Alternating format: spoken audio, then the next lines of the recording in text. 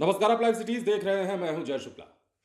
अगर आप भी जमीन मकान खरीदने या बेचने की सोच रहे हैं तो आपके लिए जरूरी खबर है। दरअसल बिहार में अब सरकार ने लगभग 10 सालों के बाद जमीन रजिस्ट्री के दरों में संशोधन करने का फैसला लिया है। सर्किल रेट ऐसा तय माना जा रहा है कि बढ़ने वाला है, और जब सर्किल रेट बढ़ जाएगा तो जमीन हो या फिर फ्लैट्स हो, इन सभी के खरीद बिक्री को लेकर के नया रेट लागू हो जाएगा और ये रेट जो है महंगा होगा। अब ये कैसे होगा वो हम आपको बताते हैं। अगर आप बिहार से हैं तो आपके लिए ये खबर जरूरी है। राज्य में जमीन की खरीद बिक्री महंगी हो सकती है। लगभग जैसा कि हमने कहा, एक दशक के लंबे अंतराल के बाद बिहार सरकार ने जमीन और फ्लैटों के निबंधन यानी कि रजिस्ट्री की दर को बढ़ाने की कवायद शुरू कर दी है। मद्य निषेध उत्पाद और निबंधन विभाग ने सभी जिलों में डीएम की अध्यक्षता में गठित जिला मूल्यांकन समितियों को एमवीआर यानी कि न्यूनतम मूल्य दर की समीक्षा कर रिपोर्ट देने का निर्देश दिया है।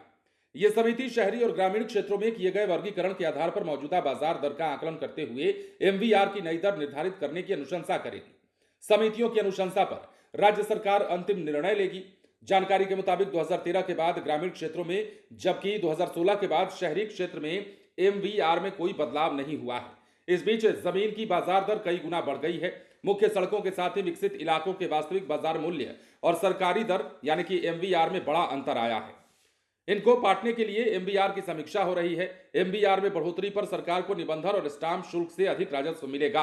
अब जमीनों का वर्गीकरण किस प्रकार से होगा वो भी जान लेना जरूरी है। ग्रामीण क्षेत्र में जमीनों का वर्गीकरण व्यावसायिक भूमि के तौर पर, औद्योगिक भूमि, आवासीय भूमि, एनएच तथा मुख्य सड़कों की दोनों तरफ की जमीनें, सिंचित भूमि, असिंचित भूमि, बालुआही, पथरीली, दियारा और चमर भूमि।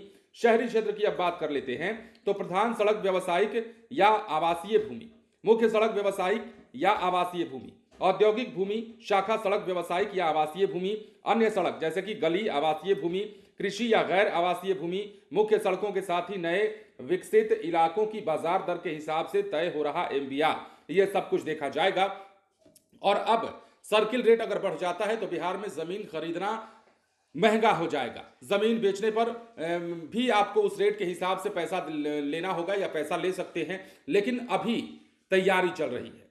लगभग 10 साल के बाद बिहार में जमीन रजिस्ट्री के दरों की समीक्षा होगी, और इन दरों की समीक्षा के बाद यदि सर्किल रेट बढ़ता है तो यह तय मानकर चलिए कि बिहार में जमीन और फ्लैट्स यानी कि जमीन और मकान की खरीद बिक्री महंगी होने वाली है। तो यदि आप बिहार से हैं, आप भी जमीन खरीदने की सोच रहे हैं, तो हम तो सलाह देंगे जल्दी खरीद लीजिए, क्योंकि आगे चलकर महंगा हो सकता है। और यदि आप जमीन बेचने की सोच रहे हैं तो आप थोड़ा रुक सकते हैं, क्योंकि जमीनों का दर महंगा हो जाएगा, उसके बाद आपको शायद फायदा हो जाए। तो ये बड़ी खबर। और बिहार में जमीन संबंधित जितने भी काम चल रहे हैं, उन कामों के बीच में ये खबर हमने सोचा कि आपको बताई जाए और आपको अवगत कराया जाए कि यदि आप भी जमीन संबंधित कोई काम करने की सोच रहे हैं, जैसे कि खरीद बिक्री से लेकर संबंधित कोई काम हो, तो आपके लिए ये खबर, ये जानकारी महत्वपूर्ण साबित हो सकती है।